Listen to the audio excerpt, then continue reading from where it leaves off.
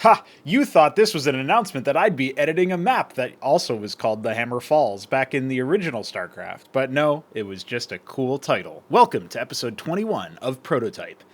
I am here to talk about Cosmonarchy Brood War, the most ambitious project ever made within StarCraft. I think it's pretty safe to say that at this point.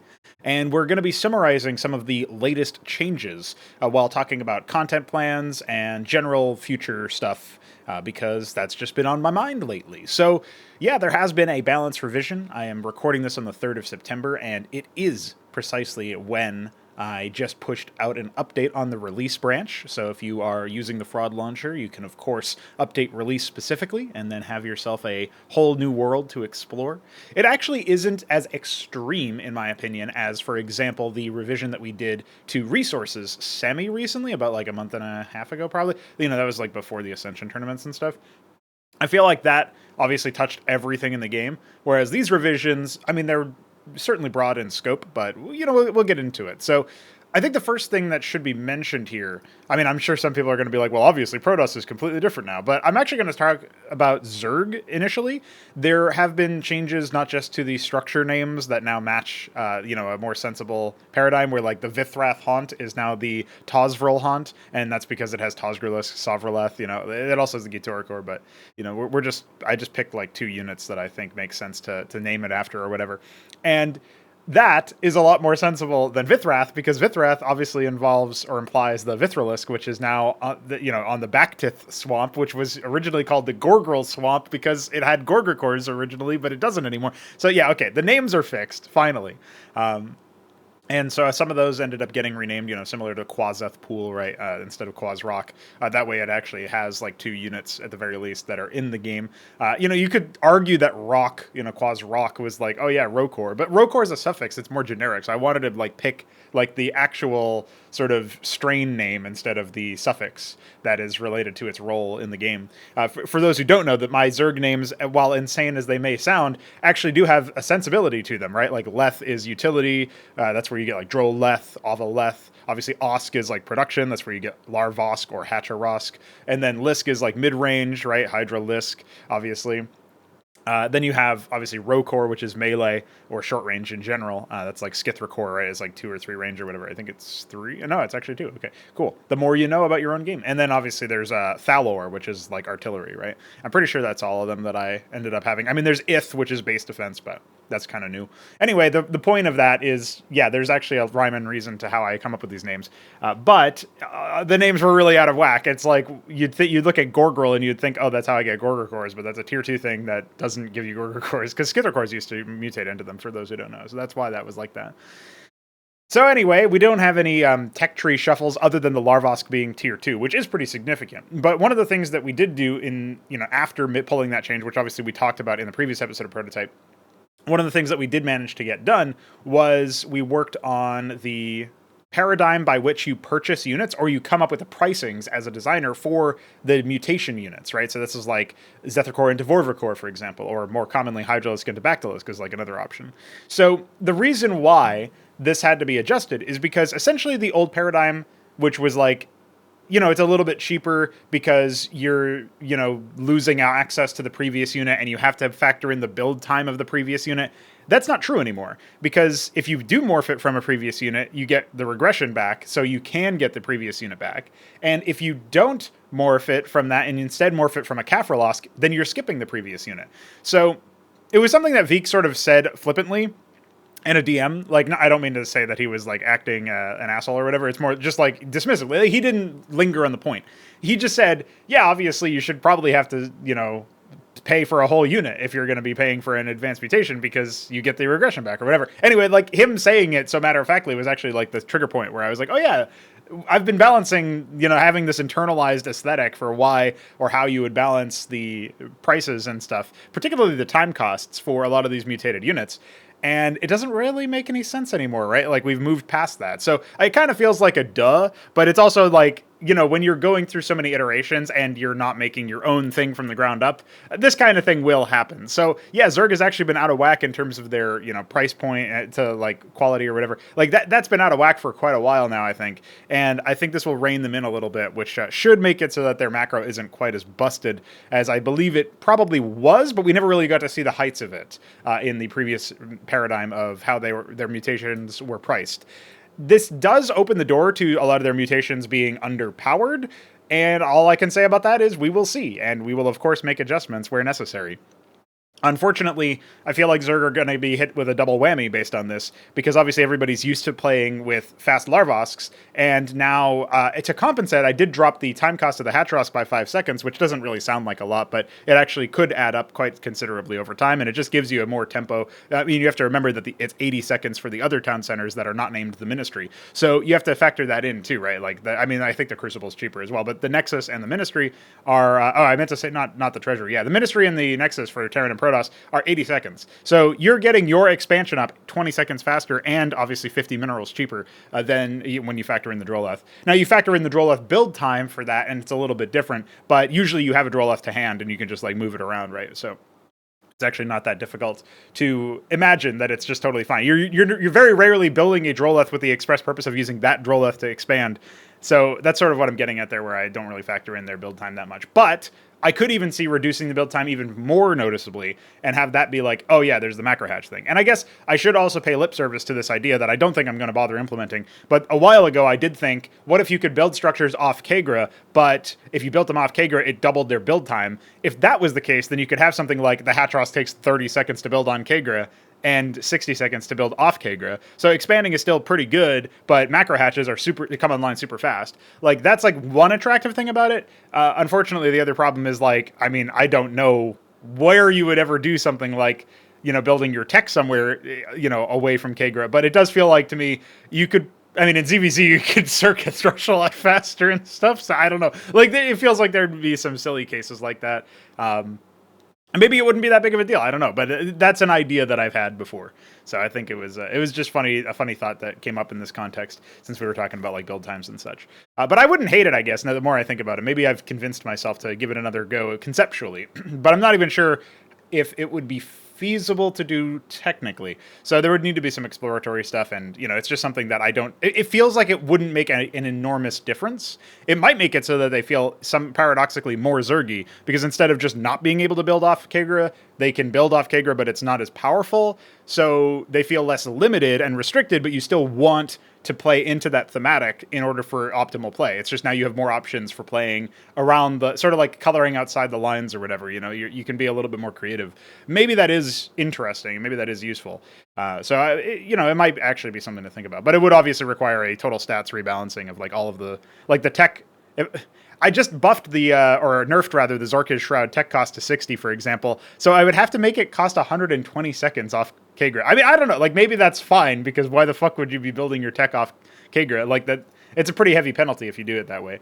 But do you really want to spend that much time? I don't know. Maybe that's why I think it probably wouldn't make a huge difference if we try to normalize it around like basically 2xing the current time costs. Barring some very specific cases, because we know that, like, okay, yeah, we don't want it to be that fast. Like, we don't want to adjust the Kagra timings or whatever. It feels a little silly, so. And then there's, like, the UX case, where it's like, I guess what you would do is you would show by default, the time cost on Kagra, and then you would have to be like, okay, well, if you're off Kagra, then the time cost increases. Maybe you could, like, if the Droleth was off Kagra, it could increase. I don't know. That, like, I think we could read that in the time cost tooltip or whatever, because we obviously hooked that in order to draw the clock icon and the time cost itself. So yeah, maybe we could do something like that. It's kind of interesting, but anyway, it's not really that relevant. So yeah, total side tangent, of course, classic, something that happens within 10 minutes of me starting a podcast, but hope you guys are along for the ride. We were talking about the mutations. I think, generally speaking, they'll probably be fine. I did adjust a bunch of the mutations in terms of stats, and also in terms of costs, of course. Like, for example, the Akistra core went from like 75 to 5200, but also it did get some buffs. It has Captivating Claws, which was actually suggested by Veek in DMs around the same time that he posted the thought of like, you should probably just be paying for a whole unit or whatever. I think this is neat because obviously the Matrolith has Ensnaring Brood, and Captivating Claws was previously something that the Vorvikor had, right? So I don't know. I think that's kind of interesting. And it does, fit with even the weapon name of Harrying Talons and stuff. Although, like, Claws and Talons are technically two different things. But I'm sure nobody will get confused by that. And nobody will like, read that and think, wow, my immersion is ruined. I mean, just look at the fucking unit if you want your immersion ruined, dude. It's, like, not at all like the other Zerg units. But don't worry, it will be. It will be. Oh, speaking of graphics, obviously, I can't believe I didn't include this in the like, screenshot there somewhere, some hidden Crouching Tiger, hidden Ackmed, but there is a new Hurakan graphic. So I guess you'll just have to update and play around with that. Check that out. Thanks to Solstice for building the Hurakan, and he got it just in time so that I could push it out there. And shout out to June Threong for the wireframe as well. Big fan. But for Zerg specifically, I feel like, we just need to enter into this phase of, like, evaluating how things are and sort of relearning how to play the early game in particular. Like, do you just want to expand faster than the other races? I think fast expansion should be good. I mean, fasting's pretty good too. I highly recommend it. But fast expansion should be more viable now. I think you should be able to sort of jump in there a little bit earlier than before, with a little bit more durability, a little bit more stability. I generally think that the changes to how, like, your worker economy scales up and such, it's going to favor that sort of tactic a little bit more. But we also have to wait and see that as well. It's there's only been a scant few games played so far. I think we probably just need to schedule a tournament so more people start playing themselves back into form. But also some people have been sick, some people have been busy. You know how it goes. There's booms and busts, so to speak. But we will definitely talk about tournament plans at some point on the server. So if you're not already on the Discord server, there's a link in the description. You can join in and enjoy the project with homies. So I think that's everything for the Zerg mutation topic. Generally speaking, it's nice to finally have that handled. I'm sure, some people may have argued that it was like a glaring imbalance or whatever, particularly with the time cost, I think, was like the biggest problem. The resource costs, barring some very specific cases like the Akistra core, didn't really get adjusted that much. Within like 25 or 50 of each resource, which obviously is in aggregate a lot, but like, by itself is not like super significant. It's not like, holy shit, this was so out of whack. The Akistra core being like a very obvious exception. But when you're thinking of like the Bactylus costing 100 minerals and 50 gas now, like, I feel like that's probably appropriate. I did drop the armor down to 2 from 3. Maybe that's even a little bit on the cheap side. Like maybe it could be 125 minerals. I did consider that. But I'm going to wait to see that because this is still more than you were spending before. It was 50-50, and it was also cheaper in terms of time. So it's 25 seconds now. So like that's just one example, right? The Bactylus is probably what most people are concerned about or thinking about. And in this particular case, we're reducing its durability by reducing its armor, and we're increasing the mineral cost and the time cost. So I'm sure that will make some adjustments, and I'm just going to wait and see whether or not it's like not enough or more likely too much for a bunch of different units. Now, speaking of not enough or too much, I mean, how about your Protoss tech crunch? There are 7 less production facilities, I believe was the final count. We got rid of the Cenotaph and Templar, as well as the Sanctum of Sorrow further down. And then we got rid of the Fleet Beacon, Sequestered Icon, Automaton Register, Astral Omen. So I guess that's only 6. But that's still a decent chunk, removed or reduced. So that means that basically all of those units got distributed in the tech tree elsewhere. The Gateway now trains the Legionnaire and the Hierophant, for example. Golem and Idol are on the Lattice. Gladius Exemplar on the Stargate. And then, the Fleet Beacon units move to the Argosy. Sequestered Icon moved to the Ardent Authority. And Charlatan is on the Rogue Gallery while the Mind Tyrant moved to the Prostration stage. So that's the only thing that was like abnormal or whatever. That wasn't just like both units moving to some other structure. So that's where the redistribution comes in. And I feel like this is going to be pretty good for Protoss and also going to be paradoxically pretty good for the other races, because when Protoss was excelling, it was because they were like almost in a gimmicky kind of way, just like fixing in like 1 or 2 extra units that you didn't scout the one structure for. And it might end up being that it makes them paradoxically more predictable, even though like if you see a gateway, you now don't know if they're going what were previously Cenotaph units or just default gateway units. So yeah, there's definitely going to be some adjustments there. There is a new ability on the Zealot, and for that reason, it is something that gains 25% increased movement speed while its shields are up. This is actually suggested by Pr0totype, but I was thinking for a while that like he came up with that idea, but I was definitely thinking that Zealots would need something distinct from Legionnaires. And I liked the shield, like while shields are up, you have this bonus idea. I rebalanced them so that they have less overall shield, so it's easier to cut this down. And I think it's good because, you know, it does make the Zealot more relevant in those early skirmishes because they can close distances faster as long as their shields are up. And then obviously, like, you benefit from flash shielding and Ecclesiasts and all this other stuff. I'm worried that it might make them too oppressive, particularly with Ecclesiasts. But you never know. I mean, it's just one of those things that where I feel like we'll have to wait and see precisely what happens. The differences between the Zealot and the Legionnaire should still be noticeable, but before it was like, well, one of them costs a gateway queue and the other one costs a cenotaph queue, and so I have different structures, and that kind of blanketed over the problem, where it's like, hey, I don't have to worry as much from a design standpoint about these units overlapping, because you're probably only going to get one or both of them, you know, like, you'll get both of them very sparingly, and you'll either want one or the other, depending on your use case, as opposed to wanting both. But considering they're at the same tier and now at the same structure, I definitely wanted them to be a little bit more delineated. So Legionnaires are basically more like, I need to surround like small numbers of higher power units like Goliaths or whatever. I need to like gap close a little bit faster in the heat of battle and be able to retarget and stuff. And I don't care too much about crowd control. I can spam out units and that can overwhelm them. You know, again, Goliaths being like a key thing. Enemy Drakodons, right? There's no AOE out of the gateway at all. So in PvP, if you see somebody going, you know, mass gateway, you know that you can pretty reliably use Legionnaires in that particular matchup until they start breaking out, for example, golems or idols that have splash or something to that effect, right? They would need to tech out of that in order to get AoE. I actually thought about making the Zealot do some sort of cleave damage, but I decided against it for this case. I think the Amaranth might receive that, but we'll see about that, because that could cause some runaway effects with its shield steal passive.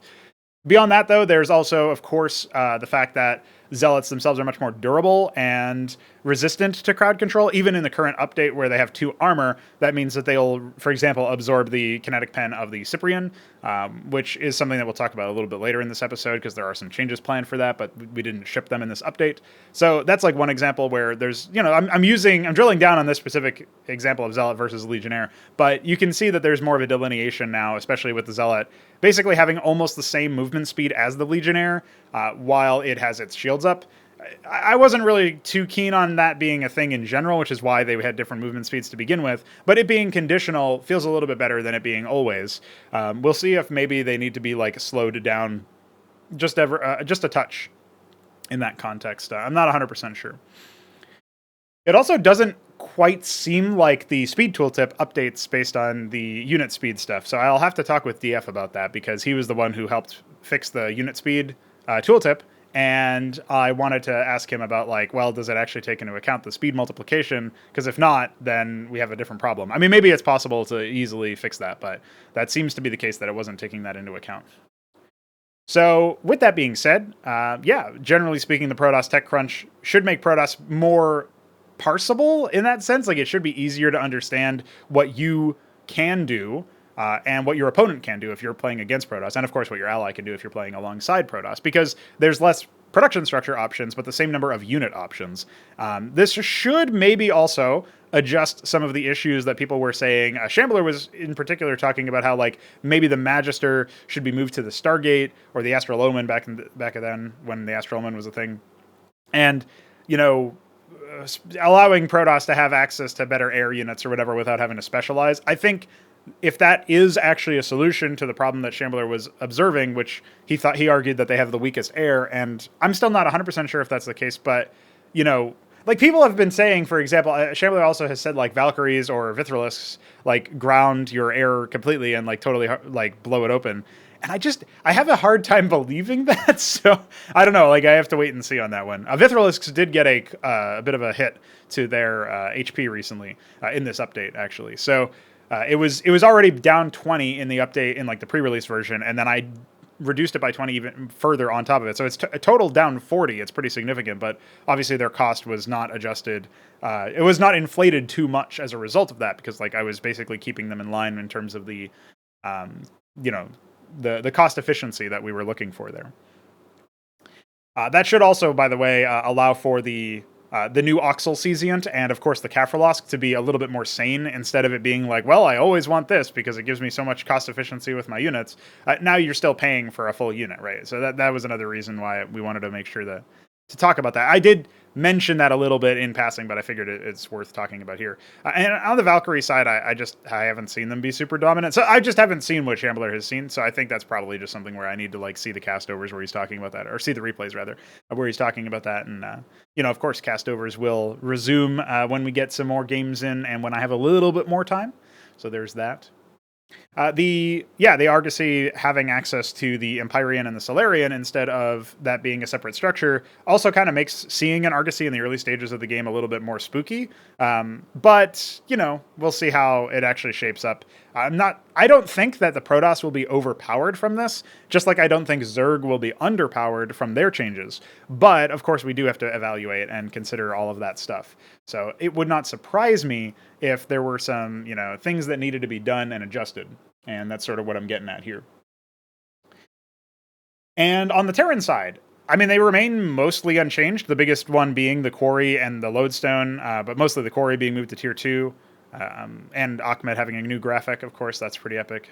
I think we covered everything related to Terrans that we wanted to cover in the previous episode, right? Everything that's relevant. They didn't really receive too many changes since then. The Talos, all of the advanced workers lost their movements or construction speed increase. And it's kind of like an incomplete half-step change because I'm going to move them around a little bit, and I guess we can talk about that in a moment here. But that is like... That's the only change, I think, to Terrans that happened after the episode I recorded last. So with that being said, I guess I can also mention that salvage will be removed at some point for the Talos because it's just one of those dead-end abilities, and I haven't super tried to salvage it. Funnily enough, I haven't tried to sit here and think, how can I make this work? Because it's just not super compelling to me anymore. But maybe I'll be struck with an idea between now and the time that I decide to remove it later this week. That's the current plan anyway, is to get rid of it ahead of the next update. And hopefully I don't really think that the patch frequency needs to be every week, but better than every month seems like a good idea. It's just that obviously we were going to go for 2 weeks. And then I took a vacation at some point and some other shit happened in my personal life that I touched on a little bit in the previous episode. And it's just okay, well, I guess we'll just take a month. So the last update for release was the 31st of July. And now we're on the 3rd of September. We just sent up an update. So ain't that a thing? With that being said, Terrans seem pretty resilient to the changes. I don't think that they will be massively distinct. But of course, we can talk about the future changes, and those will include, obviously, the stats and costs and such, any adjustments that need to be made to the Protoss and the Zerg especially. And I also I'll throw in here that I want to go through the game's higher tier air units and consider if any of them need to be adjusted in terms of their potential for scaling a lot of damage into one spot. This is stuff like the Hippogriff, for example, still has a uniform attack for ground and air. And I think that's one case where it could be that the rework that we want to do to kinetic penetration fixes that, but I also think that stylistically it would just be more interesting if Hippogriffs didn't have the same attack for both air and ground. And I'm not saying that every unit has to be like that, but I think if you have crowd control on an air unit, it should probably be limited to one target. The Salamander is kind of an exception to this, I'm noticing, because the Salamander has crowd control, technically, because it deals splash damage with its multi-target, but it doesn't do damage with the field. So maybe that's something to look at, is maybe just removing the splash damage. I'd have to see if that doesn't significantly hamper its DPS overall, because the fact is, it does that line fire. So I actually don't know if, is crowd control helping it confirm the hit on the intended target or not. So I have to do some testing for that. But besides that, generally speaking, if you're an air unit and you have crowd control, it should probably be heavily biased towards one target plane, if you will, like a plane, plane. The plane of the target is, air or ground. And I think that makes sense. That's our internal nomenclature for Antikythera anyway. So, I'm looking through the list of like heavy air units and such, and I think the Centaur technically does have AoE on its main cannon, and it does do attack ground and air, but I feel like the AoE is localized pretty small. It's a fairly small AoE, so that almost feels like fine to me. I don't really think that's a huge issue.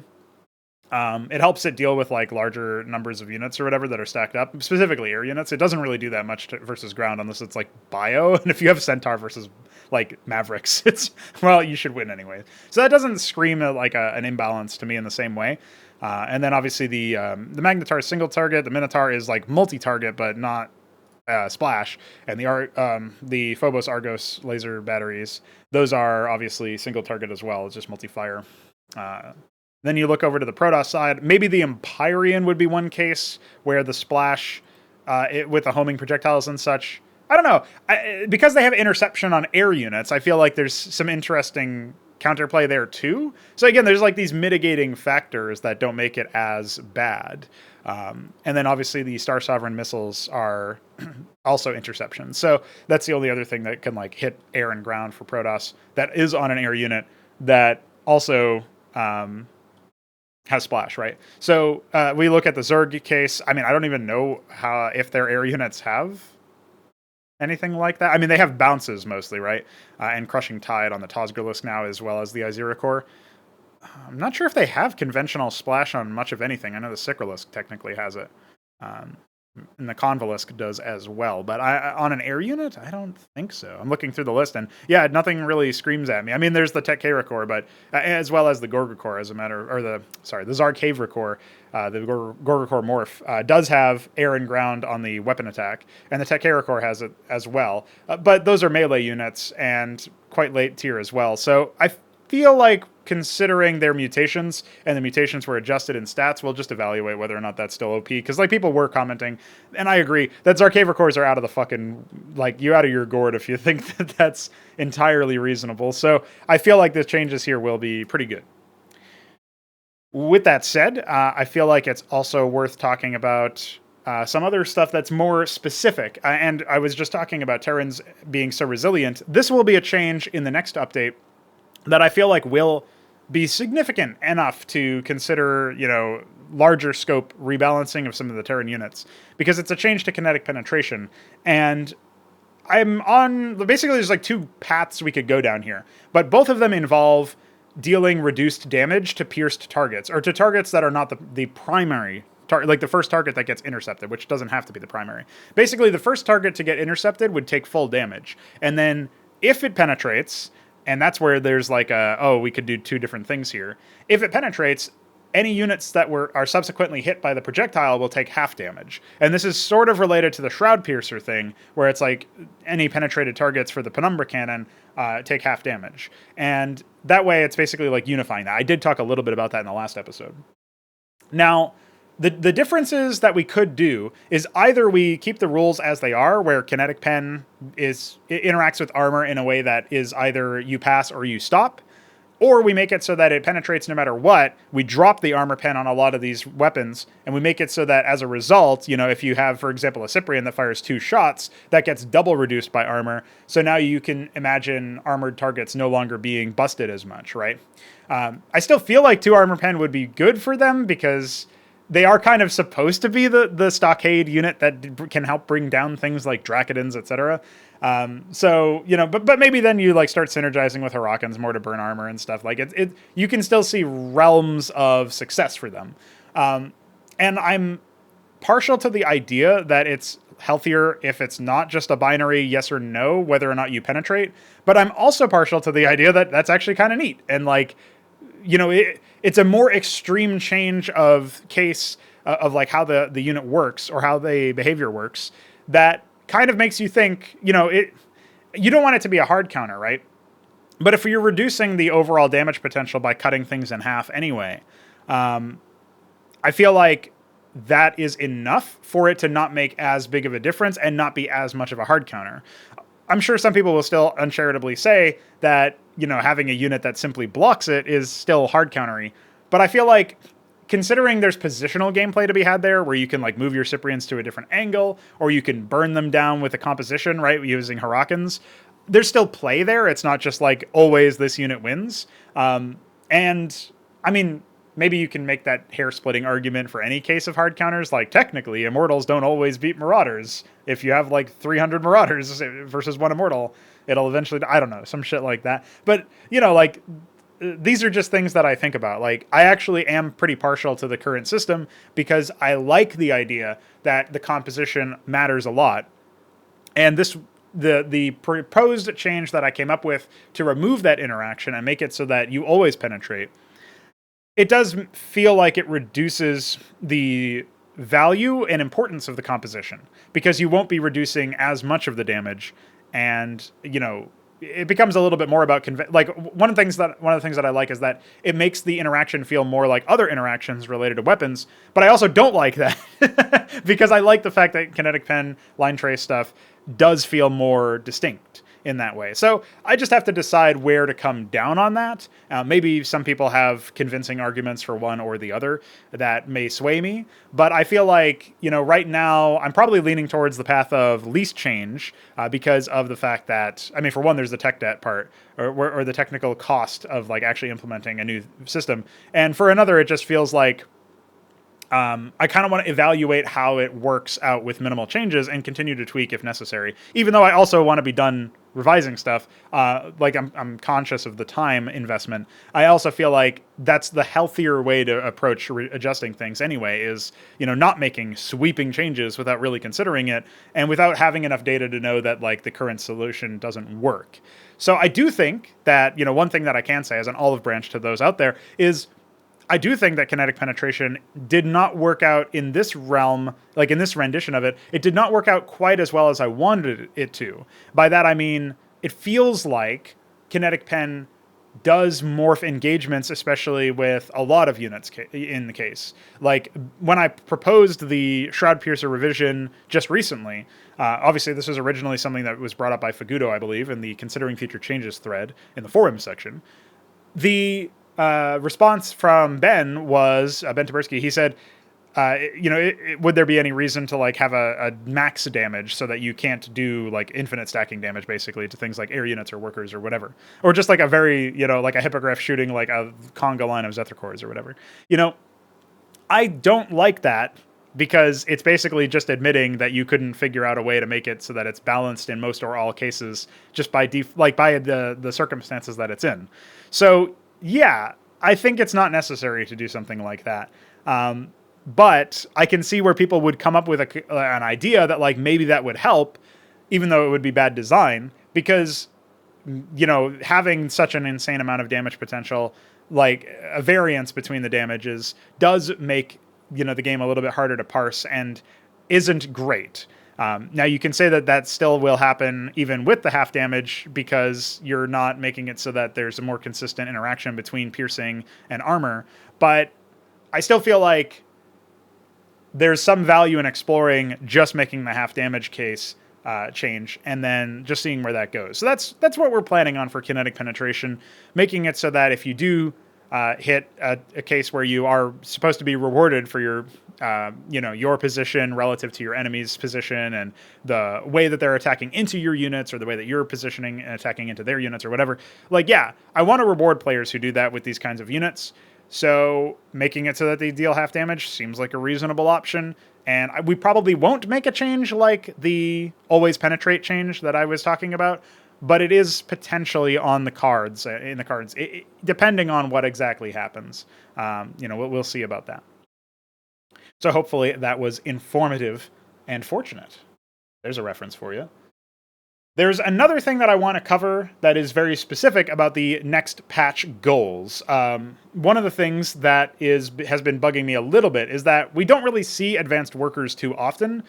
And when we do see them, they can be so fucking game-changing that it feels like a little bit I mean, they do justify themselves as a tier 3 unit, but it feels like it's a little excessive, you know, especially when you consider stuff like Artisans or Taluses, where they just build like these, you know, walls of defenses and stuff, mostly because they can build them much faster. So that's why I gutted the construction speed change, and I did adjust some costs here and there, like especially with the Gosvaleth. But I fully admit that on the current release version, they'll be in an even worse position because they won't have the they won't have the adjustment to costs, right? They'll just have their passives or whatever. They're like repair faster for the Talos, which is not very interesting. Ideally, the Artisan will be a power source, like a pylon field or whatever, so that you can start warping in stuff without the pylon, especially now that the pylon will no longer warp in faster from an Artisan, so it won't warp in like 1 second, basically. That will be significant. And then there's also the idea that obviously the Gosvaleth just respawns after constructing stuff. So the reason why this is significant is, I think, anyway, that it's really important to make it so that these workers, these advanced workers, are, used equally or whatever as harvesters as they are as builders. Like, you still have a value in, sending them to islands or hard to reach places, building defenses in tricky locations, etc. And there's still value in using them to harvest resources that mappers like the Shambler have started to place where they're inaccessible from ground workers. So I think the natural solution is to move them back to Tier 2, where they were a very long time ago, and come up with interesting ways to integrate them into the tech tree at that level. And then see where we can go from there to make it so that they feel a little bit better overall. I'm not really 100% sure how I'm going to do this with all of the races, but obviously for Zerg, it's just as simple as like Iral Iris, unlocking them instead of Othstal Oviform. And then that also has the added benefit of if you mutate a Kafralosk, you can train workers, which you previously couldn't if you were at Tier 2 still. On the Terran side, it's a bit trickier because, part of me says maybe they are only trainable by ministries with the Quarry add-on on, now that Quarry is Tier 2, and that would fit with the other way of like unlocking new units with an add-on, etc. That's pretty neat. But then you have to ask yourself, do you ever want treasuries if that's the case? Like, I still feel like you could, and particularly since the treasury has other add-ons, you can imagine it being like there's an anvil farm where you just farm out a bunch of treasuries to build additional anvils for nuclear strikes and stuff. And then obviously there's the new lodestone. If you need detection in an area, you can use it as like a wall or whatever, as well as obviously the fact that it's a garrison.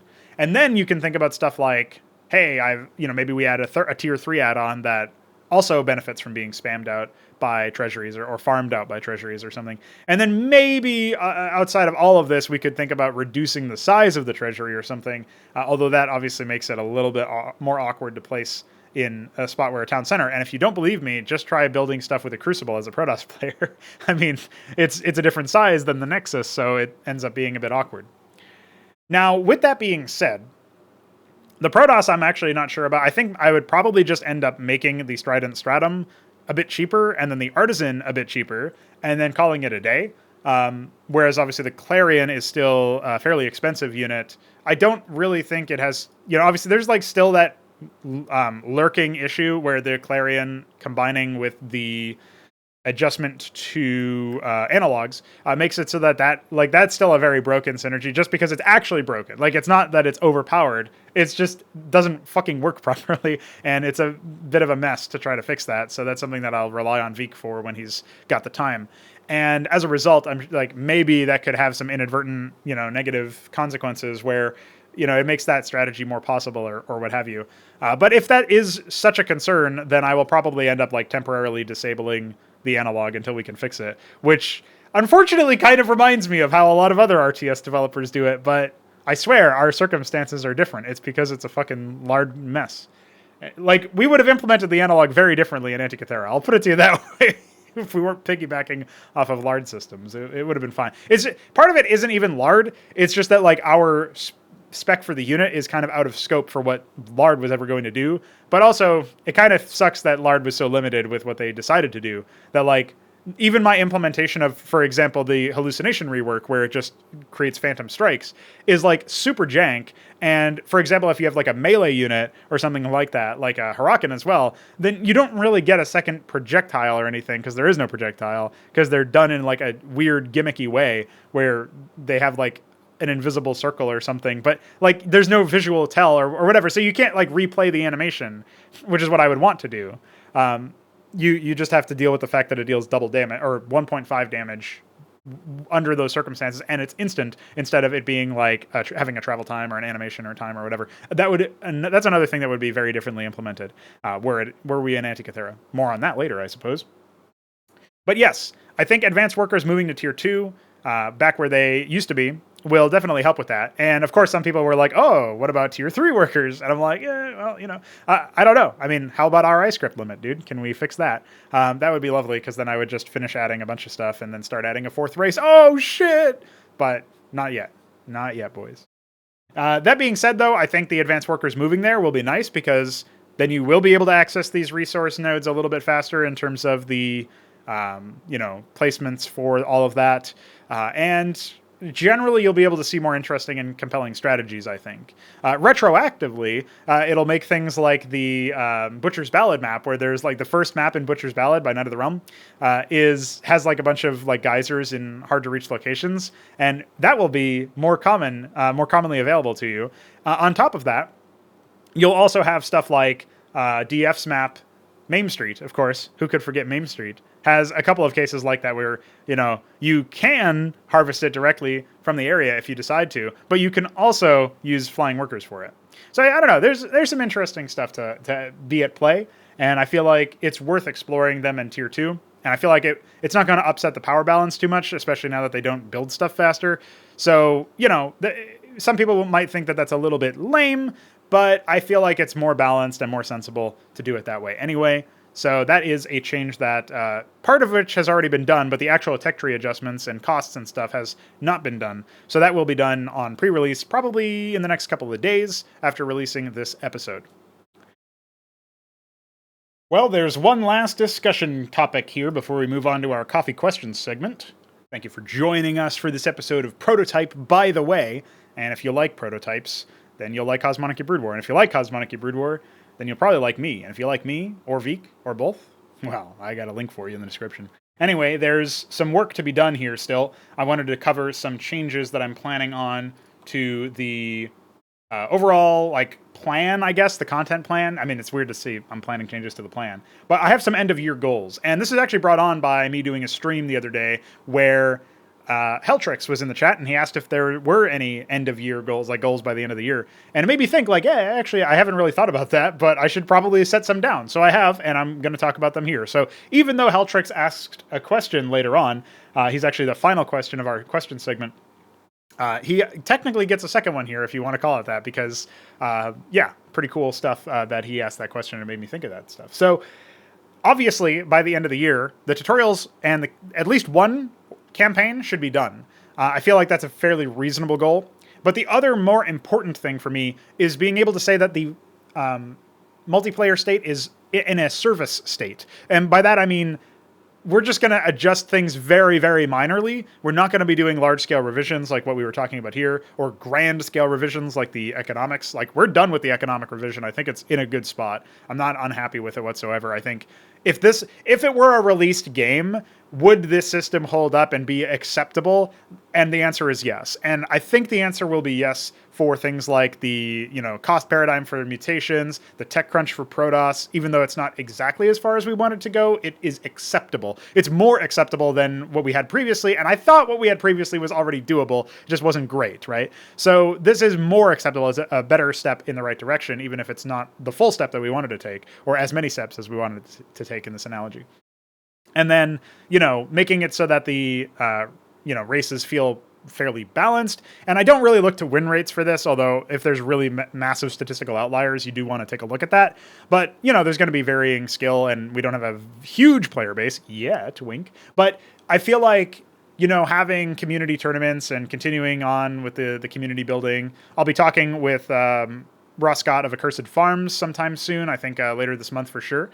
And I want to be able to send him some stuff, maybe some, videos or what have you, that because he had like a modder and mapper for Serious Sam on recently, and I was listening to that and I was like, oh, if I actually send this guy like a sort of run of show where I or at the very least, like, here's an itinerary, it'll be easier for him to reference things because he's still kind of new to the podcast hosting game anyway. So it would be good for me as well to sort of collect my thoughts a little bit ahead of time. But also, he doesn't have compunctions against showing videos and stuff on the stream towards the tail end of it, and then having like a mini Q&A session or whatever. And I feel like that's pretty good, pretty legit. It feels pretty good to imagine something like that, not in the sense of just accessing his audience, which is a throwback meme. If you know, you know.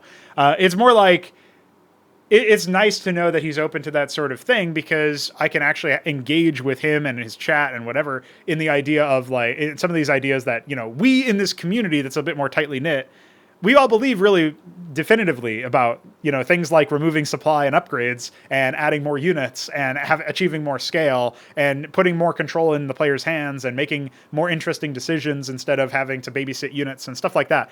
And I don't know what his community and himself is exactly going to think in relation to these ideas, but I feel like it would be really cool. It represents an interesting opportunity for that. And then obviously the perhaps you could deride it as cynical idea of like, well, there's more eyeballs on the thing now. That will help us grow as well. But mostly, I just like the idea of having more people engage with the ideas. I don't really care as much about, you know, people getting the downloads on my ModDB page up or whatever the fuck. Like that doesn't matter to me as much. Is unsurprisingly, it's more so I'm like if that was a thing, I would care a little bit more about like I don't know. I don't know what I would do if that was actually my focus, but it wouldn't be modded the same thing for like years for a fucking like, you know, basically what is a dead genre. That wouldn't be where I would go. I'm in the wrong corner of the internet for that. Anyhow, I feel like, you know, getting more people to play the project is like a big thing so that they can engage with the ideas. But if we grow the player base competitively, and especially, that will give us a lot of value, I think, for something like, you know, being able to assess whether or not the multiplayer concepts are robust, because then we can take a look at these, you know, matchups and win rates and all this other stuff. We can look at the maps themselves. You know, there's a lot of levers to pull and a lot of things to evaluate. But I can say confidently that by the end of the year, we should be done revising things and probably done adding things, you know, like in terms of new units or whatever. We should be done with anything like that. And the only balance changes should be minor statistical updates. And maybe the occasional like, oh, remove this passive from this unit or add this passive to this unit or whatever. But I'm thinking mostly in terms of statistics as opposed to like really changing the identity of units at that point. I want the identity of the project to be nailed down by the end of the year. I guess that's a good way to summarize it, because what that means in the case of multiplayer is you're not really changing too much by then. And that also means, by the way, that you can kind of move on a little bit more to other greener pastures, such as Antikythera, of course. But the idea of being able to say that we've done this and we've completed this, that looks pretty good, not just on a resume, but just in terms of like, we can genuinely feel good about what we did and what we accomplished. So that is one of the goals that I have by the end of the year. And then, of course, we go back to, you know, content, having campaigns, having more scenarios that you can play with your friends in co-op or whatever, and having tutorials, of course, for player onboarding, all this stuff. So yeah, I would love to be able to look back and say like, hey, Day of Blood is completed and the tutorials are completed. And maybe, you know, we're like a bunch of missions deep in something like To Touch the Sun or Rain of Sand or something like that. You know, that would be lovely if we could get stuff like that done. So I suppose other than that, the only thing that I wanted to touch on is like the being able to move on thing. I don't know that an Antikythera game will actually be able to be released in this year anymore. I mean, at this point, it's looking pretty unlikely due to Veek's scheduling. But I also wouldn't necessarily write it off. Maybe not this year, but like soon after, depending on what we actually end up doing. Like, if he has a spurt of time and productivity, you know, I could see him finishing the framework for a lot of things. And, you know, getting to the point where we can repurpose a lot of the assets that we have to at least make something baseline functional and, you know, iterate on it from there. But maybe we could get like a Steam page up or whatever the fuck. So like there's options and there are things. We will have to wait and see whether or not that's exactly feasible. But I am very interested in pursuing that stuff still. Unfortunately, the timescale just didn't end up working out exactly the way that I wanted to. But there are things that I am interested in doing. So as far as it pertains to Antikythera and such, I'm not sure that there's much room in the calendar. There's not really that many months left in the year, which is really surprising. And I say that every single time. Like, I can't believe that, for example, like some CSGO tournaments that I watched are over a year old now. Like, I can't believe that IAM Cologne, where Navi FaZe beat Navi in this best of five map epic. Like, I can't believe that was over a year ago. That really feels like it was just a couple months ago or something. So, like, that's one example where it's like, that doesn't feel right. But yeah, whatever, you know, welcome to life. Time just seems to not slow down at all. Time waits for no dad, as I said on the Discord server recently.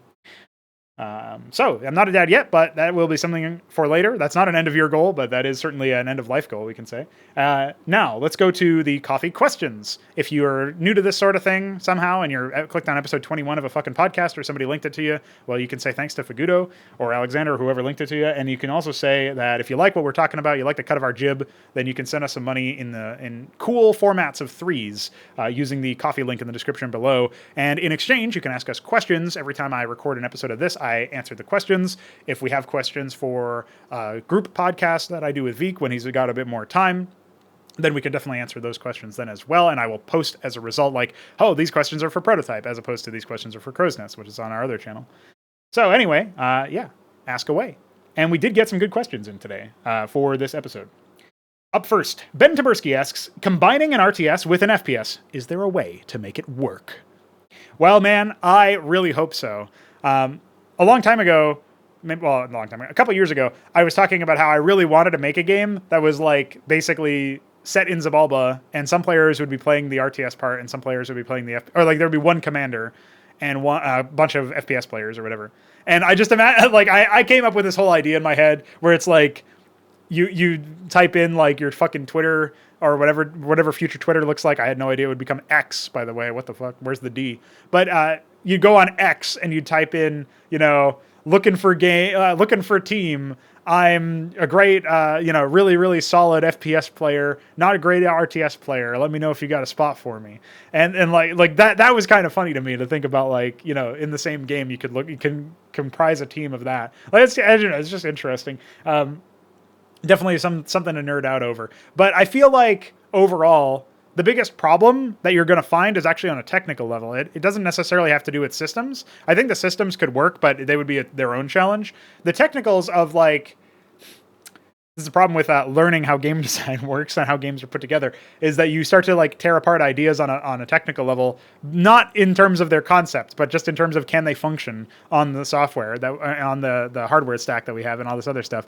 So on the RTS side, you would want the networking and a lot of the processing and stuff to be, lockstep, peer-to-peer or whatever, where you just send the signals and like you have this multi-simulation thing, right? So basically each connected client runs a simulation technically independently of each other, but they have the inputs of all the players in the same area. This is why desyncs can happen, because you can send an input, and if it results in a different output for one player, then that's a desync case. So you have to imagine that the game state is super deterministic, which is where the deterministic idea comes from, as far as like you've probably heard that in relation to networking. So the determinism part is, if I have the same inputs, do I always get the same outputs? And if that's the case, then you don't have desyncs. And you have a very lightweight case where all you're sending are the input packets. You're not sending like, you're sending a little bit more than that, but you're not sending like, oh, I'm synchronizing my exact position at this area, because the simulation of the game based on the inputs gives you the same output every time. Therefore, your unit is always in this exact position with these inputs, right? That's where the determinism part happens. Now, you don't really want to do just that in an FPS, because the granularity of things has to be a lot higher. You have to be able to get a lot more detail down to individual movements and stuff. That's where you see things like rubber banding in something like Counter-Strike, where your game has to predict where you're going to be and then adjust if necessary based on things like lag or whatever. And so as a result, that's usually like server to client, and like the clients themselves will be in relation to the server a little bit inaccurate, but not enough to cause too many issues unless the connection is super laggy in terms of ping. But because you're sending more data, because you're processing more data, like it's just a very different protocol, and you wouldn't be able to send the amount of data that you have to process for an RTS through the same pipeline that you do for an FPS, at least as far as I am currently aware. It could be that this is not as big of a problem anymore, but I'm pretty sure it is.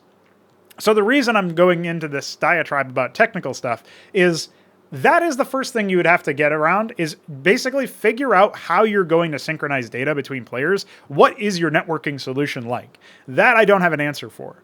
But if we imagine that that's totally fine, because the fun part of this question is the concepts and like how does stuff work exactly, I think it could be really cool to imagine a case where you have, I know Battlefield did something like this. It wasn't like a grand scale RTS like what we want to make or whatever, but it was, they had like a player playing on a tablet or something could like, do certain things while they're, they were the commander or they were like the support ops guy or whatever. And I liked that idea.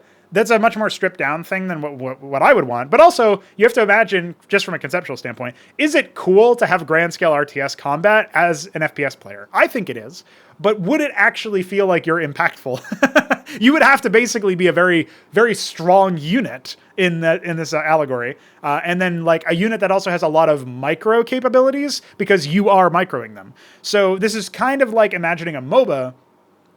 In terms of your power budget, you are a high-level MOBA character, and you have like a lot of items completed or whatever, if you want to use those terminologies. And so you have like a lot of abilities. You can fully engross yourself in everything that you have, and as a result, you can't be just a unit in the game, right? That can't be what you are. You have to be something outside of what a unit is. And then, so that's like an initial point where if you were only like, the analogy I'll give you is if you were just a Maverick in StarCraft, like in CMBW, that wouldn't be very interesting. All you can do is like, you can position yourself, you can like you can like micro your unit. Just imagine controlling only a Maverick in an entire game. Well, you can micro and you can like stutter step and you can stim and you can do all this stuff. But that's really it. And you die very easily to many things. And you're not like, life as a Maverick, just like life as a Mason, is kind of hard. Now, if you're let me think about like a unit that can do a lot of cool things. If you're a Kabbalist, then it starts to become a little bit more interesting because with a lot of micro, you can do things like jump to a target while stealthed. You can execute the target and then fall away. You do a lot of damage up front. You can bob and weave and like take advantage of like other fights that are happening. And you can fall back for flash shielding and cloak, of course. And like, yeah, that's interesting, right? There's more things that you can do. And so increasing the amount of things that you can do would be a requirement, a requisite for being able to actually enjoy the game. Because otherwise it would kind of be boring because there wouldn't really be a lot of systems for you to interact with. So what that means is basically like we have to essentially add basically some kind of analogy to heroes or MOBA champions or whatever in the context of an RTS, and then have only players control them, but except for obviously bot support. But beyond that, it's like, okay, that's a case. The other thing that you have to, imagine too is that usually RTS games are effectively 2D. I guess Homeworld was not like that, but I don't even know if it's an RTS. Everybody tells me something fucking different about this game. I've never played it myself, and I saw, what did I see? I saw Deserts of Karak, and it looked fucking embarrassing when Vic was playing it. But beyond that, okay, you have a 2D game, but then you have cover. Like, FPSs are 3D, right? So you have cover, you can platform, you can jump up and stuff. I would want to make really interesting levels for the FPS players. But then do the units just ignore most of that? Or do the units also need to be able to jump up stuff? And if they does the RTS player have control over that? Express control over that or whatever? Or maybe we just accept the fact that the players are sort of like, and maybe some very specific RTS units that can contend with players but are not players, like they're an NPC, right? They're not player characters, but they have the power budget to be expressed that can endanger players individually, as opposed to it being like, oh, this is really spooky because of a large number of enemies that I have to manage. This one enemy can duel me, and that's spooky. That's scary. We have to combine. Maybe there's units that require multiple players to take down because they're so powerful. That could be like a Star Sovereign or a Demiurge or something like that, right? Conceptually. Maybe not in those exact unit cases. I don't know how you would handle stuff like mind control for a player. I guess this is where, again, it kind of goes back to like the player essentially has to be a unit that exists outside of a lot of systems that mostly influence the RTS case and don't influence them. And this is like, probably mind control effects or probably, stuns and slows would have to be different for them. I know that, for example, there is a pretty big case to be made for stuff like, I think in Warcraft 3, you get slowed. What is it? I know you get slowed some way. I think in Warcraft 3 slows just work less effectively on heroes than they do on units or something. I know effects are different. I mean, the durations of them are definitely different. Like they're lower. So like if you slow a paladin versus a knight, the knight will stay slowed for longer than the paladin. That much is definitely true. I don't know about if they get slowed to a slower, like a lower amount percentage or whatever. It's definitely fucked up though. It's just messed up, man. Yeah, I would just say it can probably work. There is probably a way to make it work. But I feel like there's a lot of technical challenges and really interesting, compelling actual problems to solve from a design standpoint. That's what really motivates me. That's why I want to do it. I want you to actually feel a little bit of awe as well from a 3D perspective of being able to like fight in this really interesting battleground, see the vast scale of Zerg, or see an orbiting star sovereign, something like that. Obviously analogies because we wouldn't make this in StarCraft, but something like that. Like I have so many cool ideas that would just be made cooler if you could explore them in 3D. And so I feel like that's really neat. And we'll just have to see whether or not I'm able to successfully do that when I'm fucking 40 or whatever. Thanks for your question. We move on to the Beaver99, who asks, is the Durendal Ackmed's son? It's funny, the Durendal, the sprite for the Durendal, the model that I made, or I edited for that, I kitbashed it from another thing a long time ago. It was originally going to be a unit called the Air. This was a tier 5 infantry unit for Terran. Maybe it was tier 4. I think it was tier 5. And it was essentially it was like a Huracan type unit because it had flamethrowers and stuff. It had a separate air attack. I think it might have been automatic like the Durendal or something like that. Well, maybe it wasn't automatic, but it had a separate air attack that wasn't fire. And here's the kicker. When it killed stuff, it reclaimed them. Reclaiming fire, bro. So Ackmed could have fucking mind controlled you. But that sprite ended up getting repurposed for the Durendal. That model got repurposed. And that was because obviously like the air was cut. All the tier 4 and tier 5 stuff were cut. Barring Protoss has tier 4 stuff, but it's not to the same degree that it was before. And I don't think any of that was conceptualized back then anyway. So yeah, some really interesting stuff. I was a big fan of the concept for the air. The Durendal is sort of an echo of that. And it originally didn't even have flamethrowers, if you guys remember. The Durendal just slapped people. But now it has flamethrowers. And now it's Ackmed. So I don't think it's Ackmed's son, but I mean, if it was the heir still, it would be the heir to the throne. Ergo, it probably was Ackmed's son.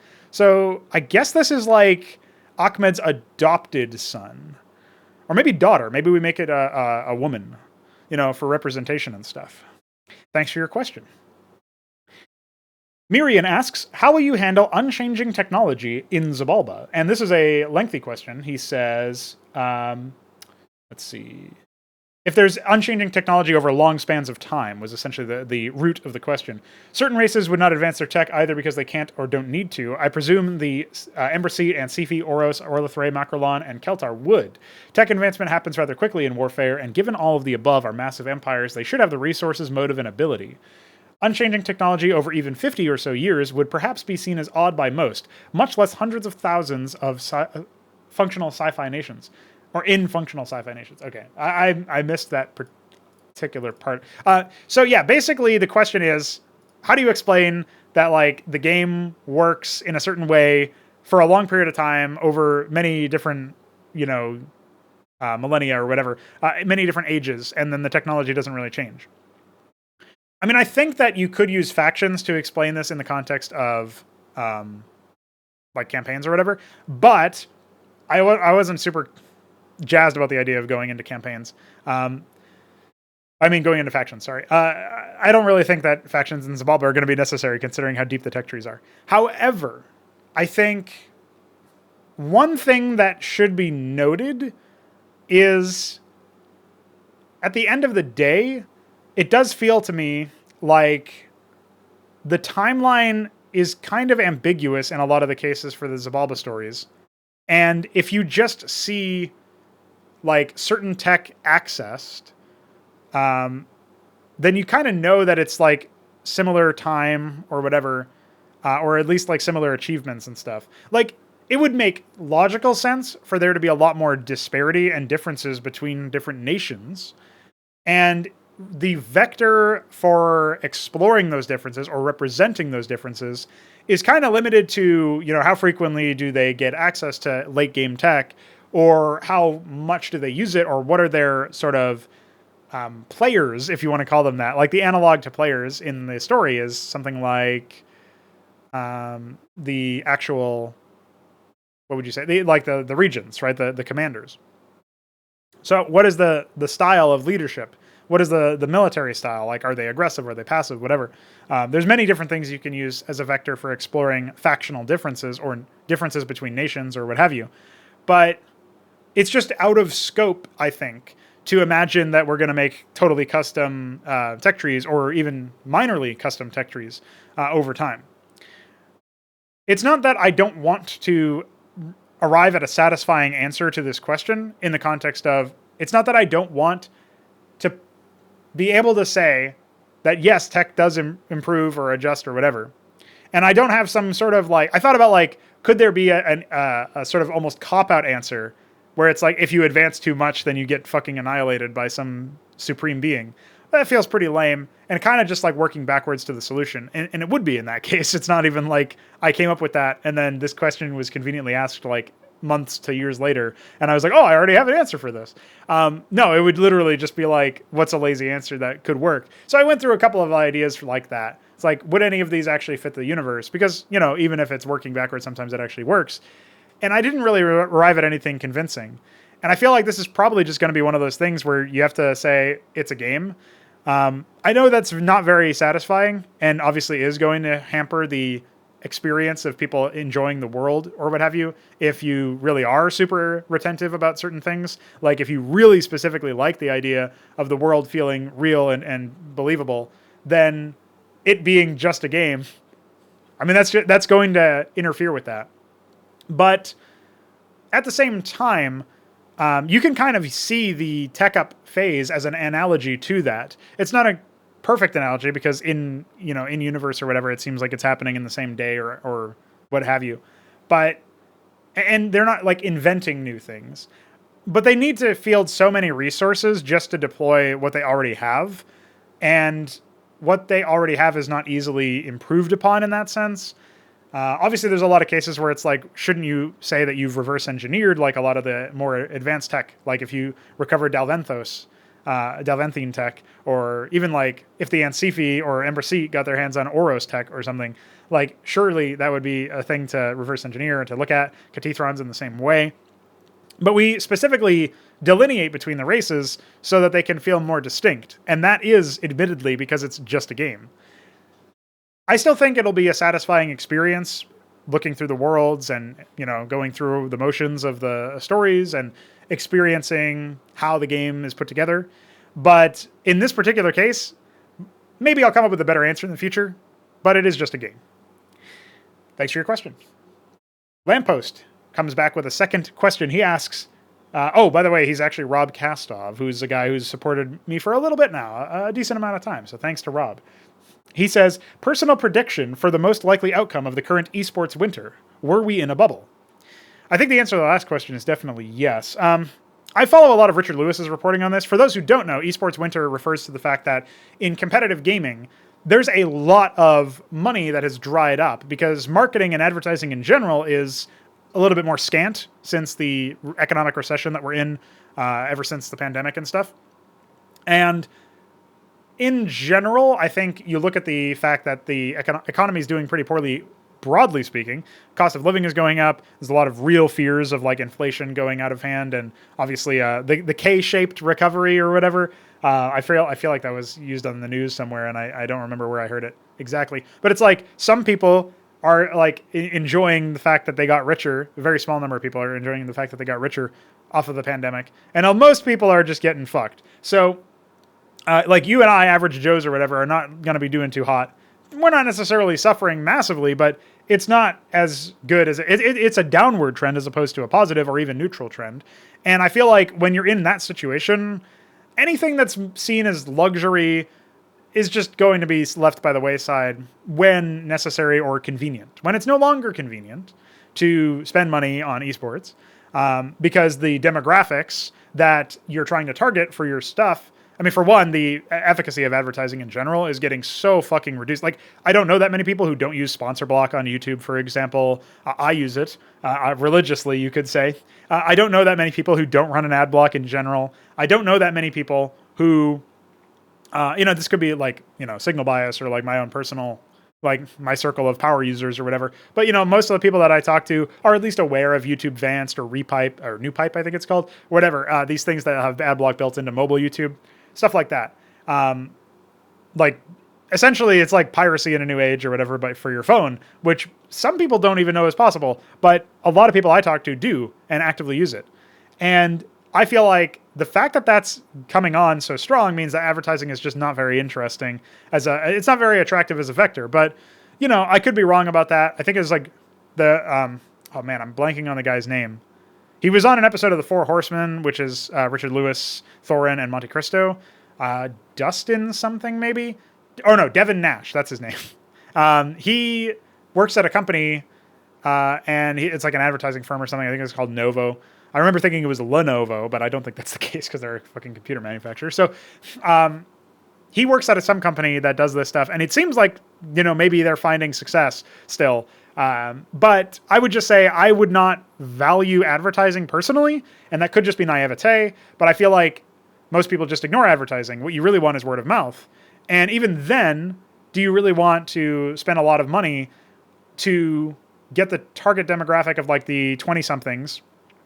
Because those people have less opportunities and less money now, thanks to that K-shaped recovery. So it just seems to me like not only were we in a bubble because it was never sustainable to begin with to rely solely on advertising based on, you know, numbers watched, because you actually need people to spend money in order for the product to be sustainable, which I credit to Richard Lewis a lot of my opinions on based on his writings and stuff.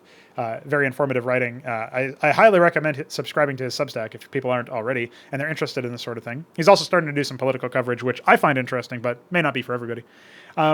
When we're thinking about the other angle, though, it's like, if the target demo that has been so valued for so long no longer has a lot of disposable income anyway, then I don't know, man. Fewer people are probably buying cars and houses now, as far as I can tell. So it feels like maybe that's also going to be a reason for esports winter to continue. Just because advertising in general is down. It's not just esports. That's where I think it's both a uniquely esports problem because we were in a bubble, and not a uniquely esports problem because it's affecting a bunch of other industries. But yeah, I would say we were in a bubble. Most likely outcome, I almost feel like you'd have to get more specific. I would say, I don't know, a lot of teams are going to go bust. Downsizing in general. Wouldn't be surprised if things like Counter-Strike and etc. You know, like obviously the LCS in League is dying. That seems like it'll be merged with CBLOL, which is the Brazilian league. So the NA and Brazilian league will be together. I wouldn't be surprised if they merge with LEC as well, or like have some sort of partnership.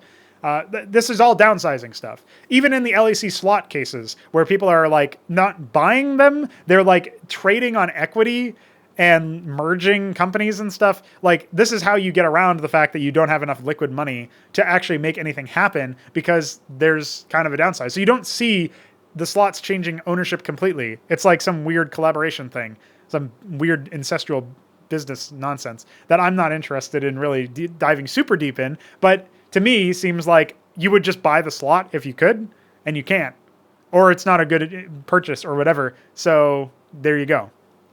I feel like downsizing will just continue. It's already happened. FaZe is probably going to go bust from what people were looking at.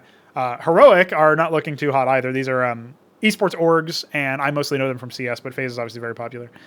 Yeah, I don't know. Maybe the brand won't die, but somebody else might buy it and merge it or whatever, or use the brand, but like appreciate the fact that it's no longer under the same ownership. That wouldn't surprise me.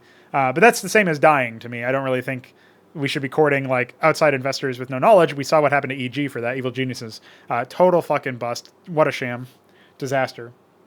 And it doesn't help that, you know, generally speaking, I think the world is going to become a little bit more isolationist, a little bit less globalist. And I don't mean that in a conspiracy way. I mean that in a globally interconnected way. I feel like, especially things like in China and Russia, they're neighbors, so it makes a bit more sense. They're probably just going to hang out with each other. And when it comes to, you know, looking at things like, what do you call it?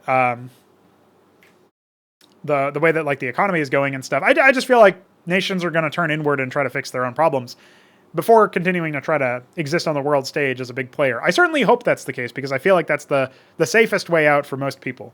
But I'm not a fucking economist or, you know, leading Yeah, I'm not a thought leader in massive numbers of spaces or whatever. So take what I say with a pinch of salt. And thanks for your question. The Shambler asks, what is the meaning of life? Well, I just said I'm not a bunch of fucking things. I'm not a guru or whatever. But I did prepare an answer for this. There was a quote that I read in a Daily Stoic email that recently got sent to me. And it was by Marcus Aurelius, unsurprisingly. A man they referenced quite a bit in the literature there. And the full quote is actually even more interesting because it gave a little bit more examples. But the pithy one-liner part was, no matter what anyone says or does, my task is to be good. And the full quote continues, like gold or emerald or purple, repeating to itself, no matter what anyone says or does, my task is to be emerald, my color undiminished.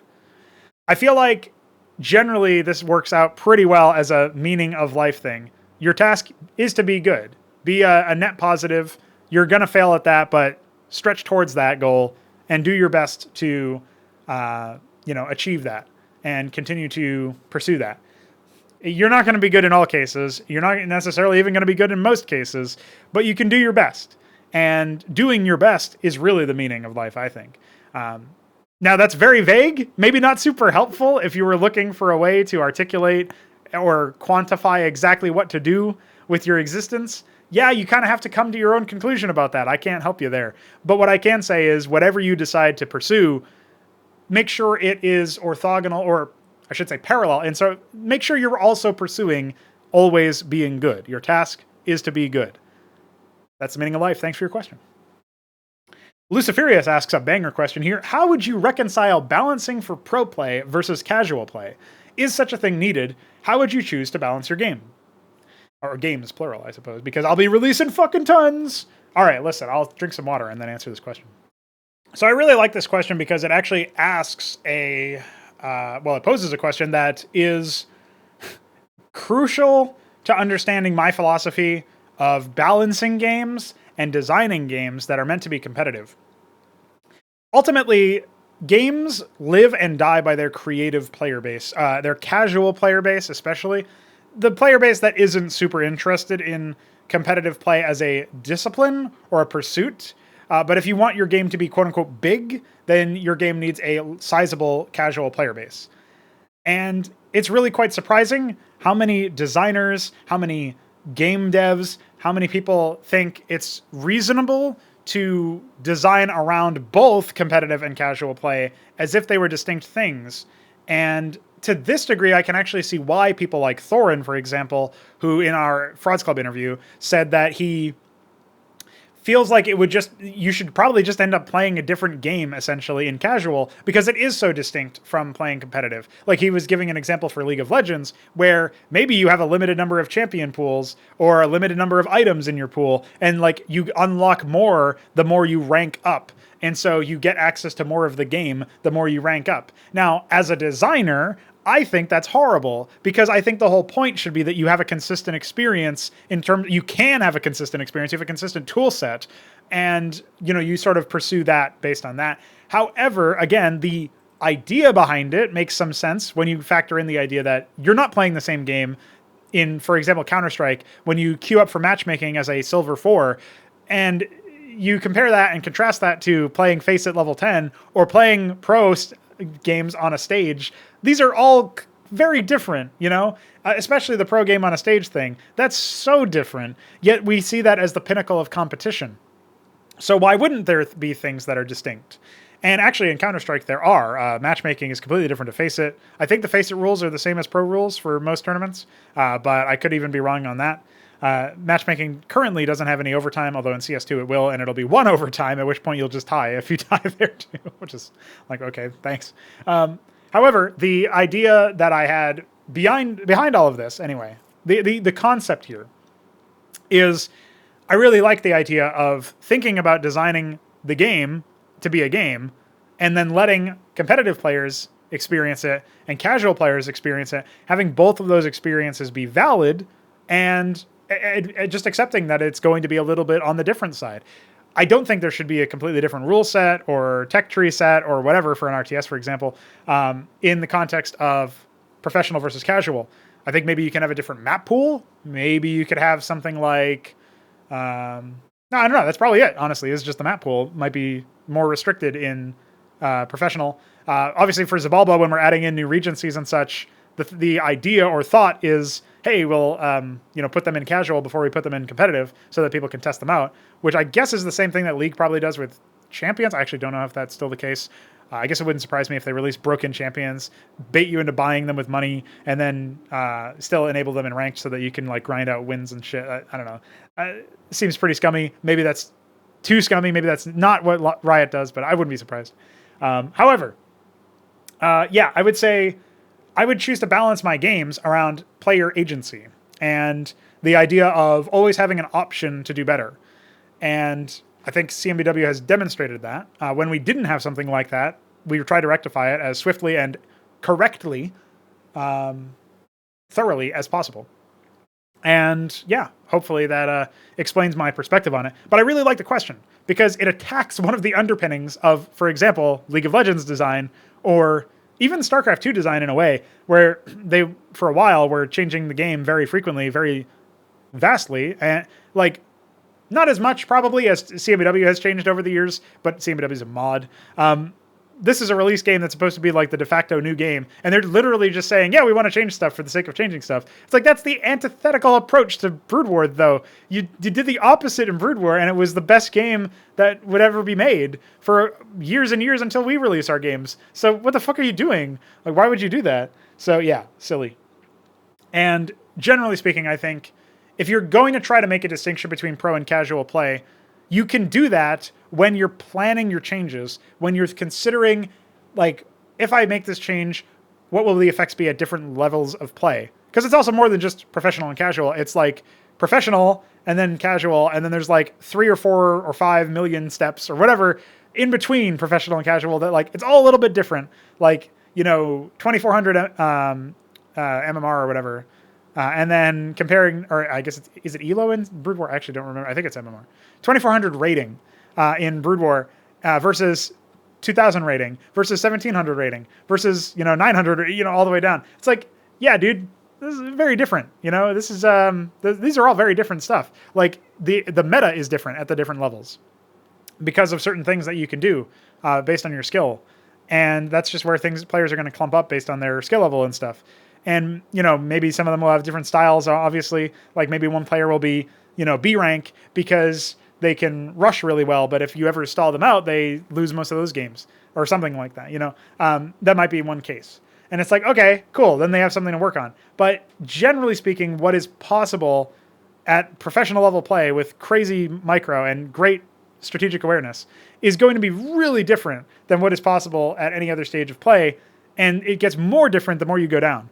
And I guess that's sort of what you need to acknowledge is if I make this change, a really good player could use it really well, but a really poor player is probably not going to have much of an effect on.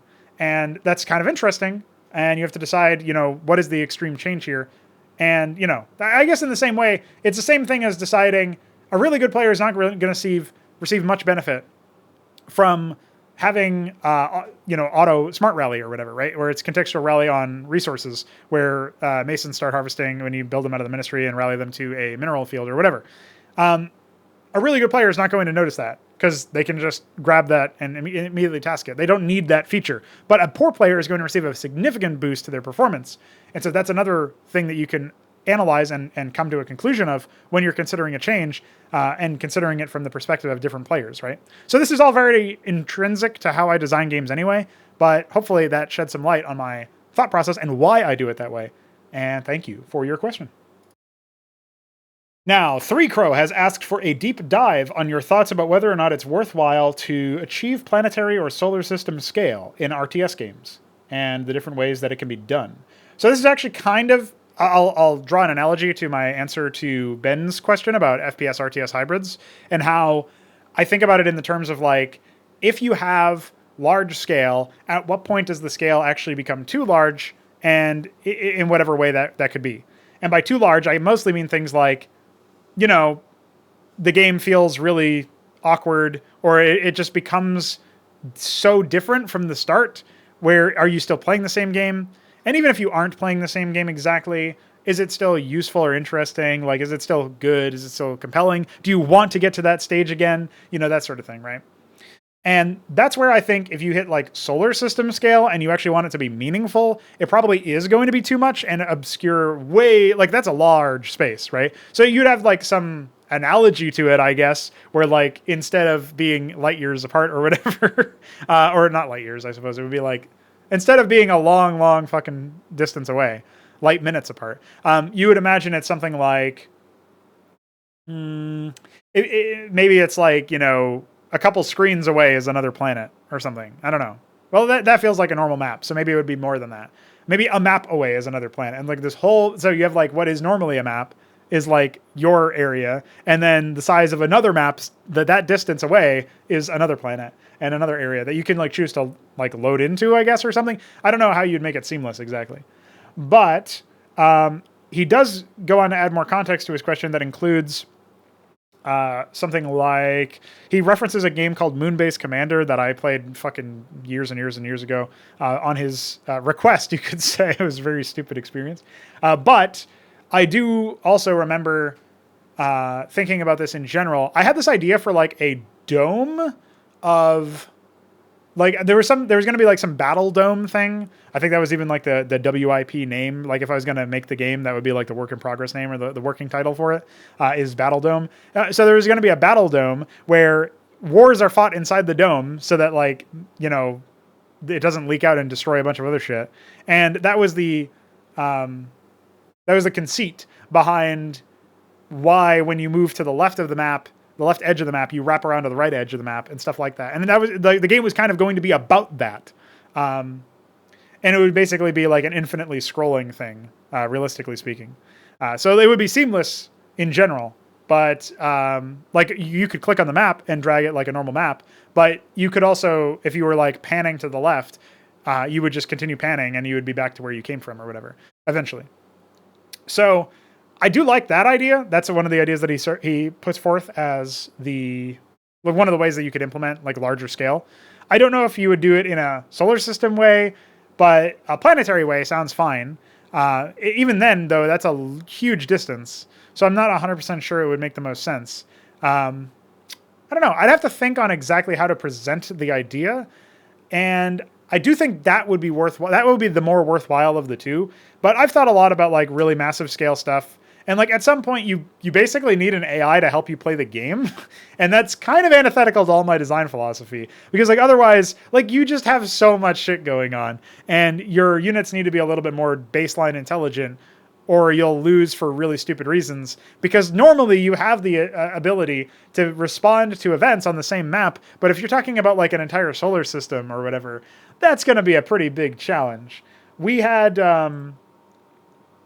we had some significant changes there in our own design for something like Continuum, which was supposed to be a game mode where it was basically just this procedurally generated map that was infinite. And it's like, okay, that's kind of neat as an idea, but how the fuck do you make that work in an RTS, bro? Like, what? You're going to tell me that there's an infinite map? Like, I don't know, man. That seems really insane. Maybe it could work in Pangea, though, because of the setting. You wouldn't need to worry about, like, space and planets and all this other stuff. But, yeah, I don't know. I don't know how you do that. That seems really fucking difficult. That was supposed to be a Xibalba thing. I don't know exactly how we would square that circle. It's still something we want to explore. But it's very difficult, I think, to make that scale of work in a game that still wants you to have individual units matter. Like, at some point, you do reach an upper bound where the scale is too much. So I don't know if this really counts as a deep dive, but I like the idea. You know, another thing that he mentioned was a layer or map tab or something. And this kind of reminds me of Armies of Exego, where you have like the underground map and stuff. I feel like that's cool. Like, that's an interesting thing that you could add like another layer to the map, literally another layer to the map. And I think it would be fine if you could, like, we can't achieve that in Brood War, but it could be interesting to work on for Antikythera. I think it would be very neat. And generally speaking, it seems like a good move. But is it going to be something that can work for long term? Is it going to be something you could scale up much faster or larger than that? And I don't know. Not without sacrificing a lot of the individual significance of units, I feel like. And you already get a little bit of a sliding scale in that as you scale up in something like CMBW. But I feel like we're at the edge of comfort at that point. So, yeah. Hopefully that answers your question well enough. But I definitely feel like the map tab thing is cool, like the idea of tabbing between 2 different layers. I don't know if you could do much more than 2. It feels like it would get there would be a lot of overhead, especially on a big map. But on a smaller map, having it be multi-layered is kind of interesting because it's very different. Armies of Exego that was one of the most interesting things about Armies of Exego to me was that. And we'll just have to see whether or not we end up implementing that in a forthcoming RTS project anytime soon, because it definitely won't happen in Brood War. But thank you for your question. Up next, we have the final question of the show. HelltRYKS, dude, I fuck up his name every time I talk about his question. HelltRYKS asks, on which storefronts will you release your games? So he did also mention that this might have been answered before, and I think it was. But the main change that I will note is there's been the revelation of itch.io, and it seems to be gaining some steam, no pun intended. We might consider doing something there. I think you can get a bigger cut or whatever, which is kind of neat. But I don't really know exactly how it works. I'd have to do more research before definitively saying it. I don't know about the Epic Games Launcher or anything else. I feel like Steam is probably still king. I wouldn't really want to do it on GOG because I don't really like I don't really like Valve either, but I don't think CD Projekt Red is a fucking disaster, bro. So we'll skip GOG and we'll say probably. Yeah, I think it's safe to say Steam for sure, and I might explore itch. Really, it just depends on what are the different things that you can do with each platform, and I would like to centralize the player base as much as possible, which is where I feel like Steam as central publishing seems like the most obvious move. I don't know what the issues could come up with if we use Steam for networking or like matchmaking or something. We wouldn't use it for all networking, obviously, but for matchmaking or whatever, and rich presence and such.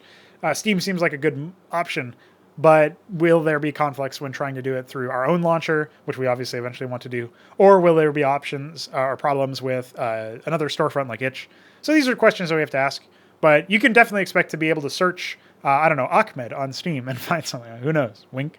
But yeah, I think that's it for our questions. Thank you for your question, HelltRYKS. And thanks everybody for their support. There's a couple other people I should shout out here. There is Alexander, who didn't ask a question, Chumbeck, and who's Hoopthrower. I don't even know if that's how you pronounce his fucking name, but Hoopthrower, and Todd Berius, aka the Project Hate MCMXCIX, aka Sure Classic. Cool guy. Yeah, shout out to those guys for their support. They did not ask a question this time. I don't think some of those people will ever ask questions, but I'll still try to remember to shout them out because I appreciate their support. And for our show outro, I will just mention that CMBW is changing, but not in a bad way, and in a way that I think will be some of the last times that it changes so drastically at all. There will be some more units. Of course, I'll add some factions and stuff, but that'll be campaign content. The new units will be melee eventually. I have an idea for another add-on. Well, I know that there's design space for another add-on. We'll see if I actually have an idea for the other add-on or not. That'll be later. And I am mostly very looking forward to continuing out the tutorial plans and such. So look forward to some more content, actual playable content, not just videos, but also look forward to more videos. And thanks again for playing CMBW and sharing your thoughts and joining our Discord server and throwing threes at our coffee and etc. Don't die.